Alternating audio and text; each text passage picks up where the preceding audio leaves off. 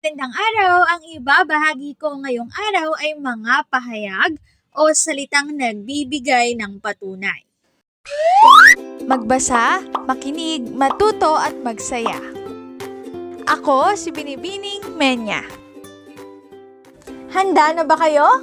Tara na, umpisa na nating isa-isahin at pirapirasuhin ang mga detalyeng nakapaloob dito.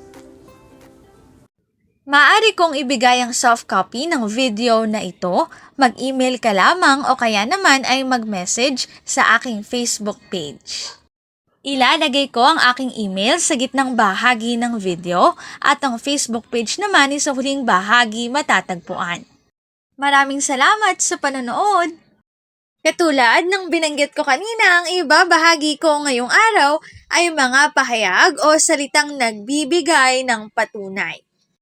Ang talagang, sadyang, totoong, tunay nga, sa katunayan bilang pagpapatunay at iba pang kauri nito ay mga pahayag o salitang nagbibigay ng patunay.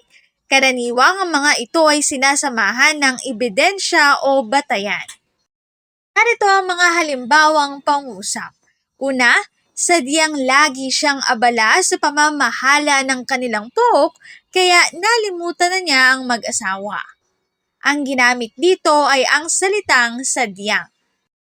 Dalawa, totoong naging pihika ng datu dahil sa dami ng magagandang dilag sa pinamumunuang pamayanan. Ang ginamit ditong salita ay ang salitang totoong.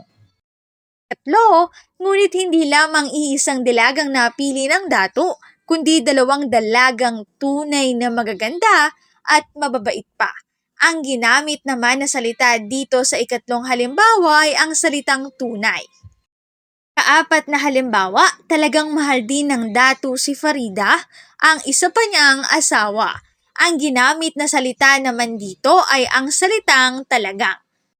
Ang mga salitang sadyang, totoong, tunay at talaga ay ginamit sa pangungusap na nagpapahayag sa pagbibigay patunay. Ito ay nakatutulong upang mapatunayan ang isinasaad sa pangungusap. Narito ang aking sanggunian sa mga impormasyong nakatala sa bawat slides. Kung interesado kayo na magbasa pa, maaari niyong bisitahin ang website na ito.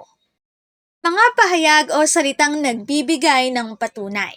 Dito na nagtatapos ang aking pagbabahagi. Sana ay marami kayong natutuhan. Muli, magbasa, makinig, matuto at magsaya. Ako si Binibining Menya. Paalam!